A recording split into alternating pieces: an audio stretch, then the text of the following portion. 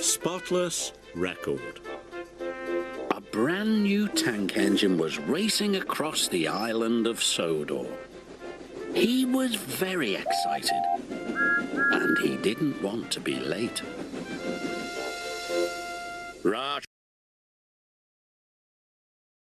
Right on time, said Sir Topham Hatt. Thomas and Percy looked at the big tank engine. He was very smart. This is Arthur, said Sir Topham Hatt. He's here to shunt trucks and pull freight. Nice to meet you, puffed Arthur politely. And he's got a spotless record, Sir Topham Hatt added. What's a spotless record? Whispered Percy.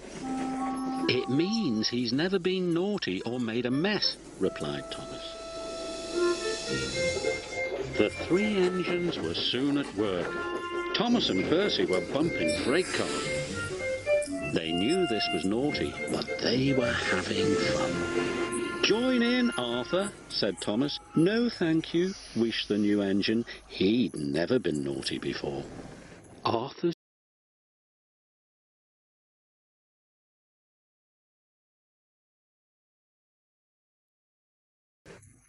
first job was to push a trainload of fruit to market. The freight car started to sing. A root to toe, we want to go. The fruit's going off 'cause you're too slow.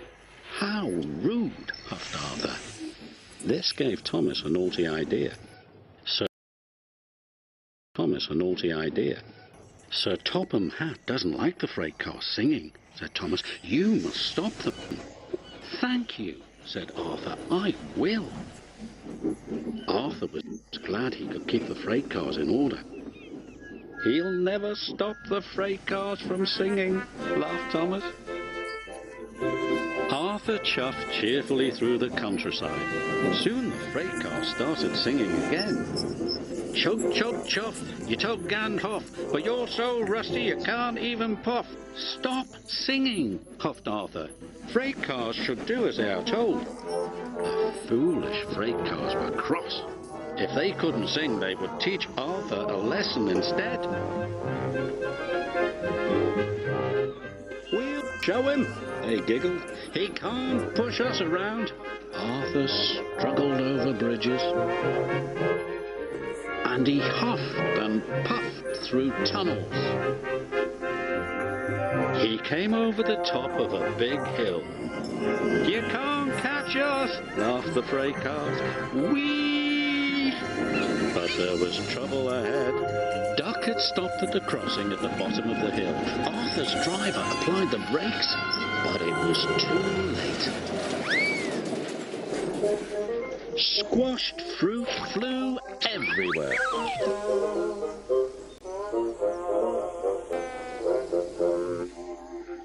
Arthur was upset. His spotless record was ruined. Beep, beep! What a mess, puffed Thomas. Sir Topham Hatt was very annoyed. What's happened here? The freight cars were singing. I told them to stop, but they made me go too fast. Please, sir, it's my fault. Thomas told Sir Topham Hatt what he had done. Arthur, it's fruitless for me to say more, but Thomas, you must help clear up this mess. Harvey arrived with the breakdown crane. He could see there was a lot of work to be done.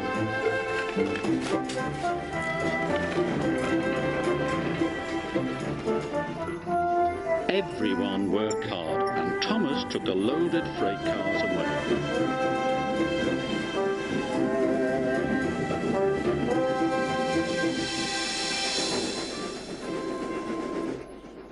That evening, Arthur was having the squashed fruit cleaned out of his funnel.